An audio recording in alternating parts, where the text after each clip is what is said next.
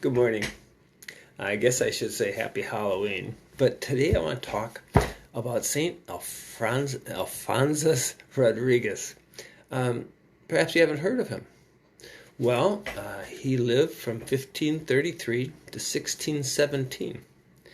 And he was a lay brother, wasn't a fully in the order type brother, but a lay brother. And he was a porter. A porter? A porter is one who opens a door. And so his job at this college in Spain is to open the door for people. And John Milton, in a famous poem of his, All Is Blindness, he ends it by saying, "They also serve who only stand and wait." Our saint, Alphonsus, does just that. He is a saint who stands at the door and opens the door for the people that are coming into the college. And I don't know if they're doing that every day or how that works, but he opens the door for them. And the way he became a saint is he looked at each person who was coming in as an encounter with Christ. Encounter with Christ. And he treated them in that way. And the people responded. The professors, the students, all of them highly respected Alphonsus. They were really quite impressed. Many of them, as students, would come to him for spiritual guidance. Many of them later would go on to be famous. One is St. Peter Claver, who went and became what's called a real missionary to the slaves in Cartagena. And it's interesting to note that he doesn't do much. And as they talk to him, he talks about Jesus, he talks about the Holy Mother, but he doesn't talk about himself at all. So those people who are encountering him and are seriously moved don't even know his story. Well, what is his story? Well, he was a son of a fairly wealthy cloth merchant, and he started going to college, and very shortly thereafter his father died. His mother calls him home, and he has to run the family business. So he does that. He ends up marrying a very devout gal, and the two of them are happy. They have 2 children, and then a whole series of bad things occur. His wife dies in childbirth. His 2 children die of a sickness. His mother dies, and the business goes under. Well, here he is. He's so struck with all of this hurt and all of this anguish that happens just within a few years. He decides he's going to devote his life to God. So he goes to the Franciscans and applies.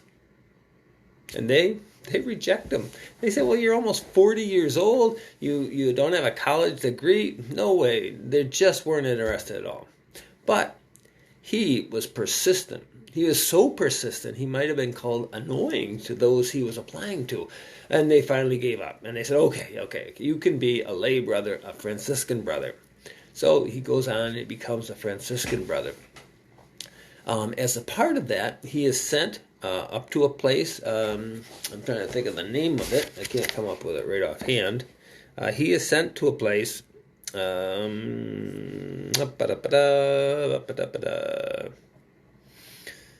it's Majorca in Spain. So he is a Spanish fellow, of course, with a Rodriguez name. He's sent there to this Jesuit college, and there he's to be a porter. He's to open the door for people. But what's so fascinating about his opening the door and looking at people and treating them so well was the fact that he was looking for Christ in them. Now, many people think, if I could just pray harder. I've often thought, I could just be better. I'd feel closer to Christ. He didn't go for that at all. Matter of fact, if you think of yourself, you think of yourself poorly, and if you think of yourself well, you're way off base. One of the persons that said we're off base when we think of ourselves is Thomas Merton. He said, whatever we think of ourselves, it's a false self. We're really not that person. So the best thing to do is don't think about yourself at all. And Alphonsus did just that. And not only did he not think about himself, but he was looking for Christ. And he was looking for them in the very people who would walk through the door. Isn't that an incredible openness? To be looking for Christ in other people, not to be understanding myself, not to be this super person. Matter of fact, as a porter, you can't say he did anything great. There's no miracles. He did no writings. And yet, 100 and some odd years later, I think 1888, he's declared a saint.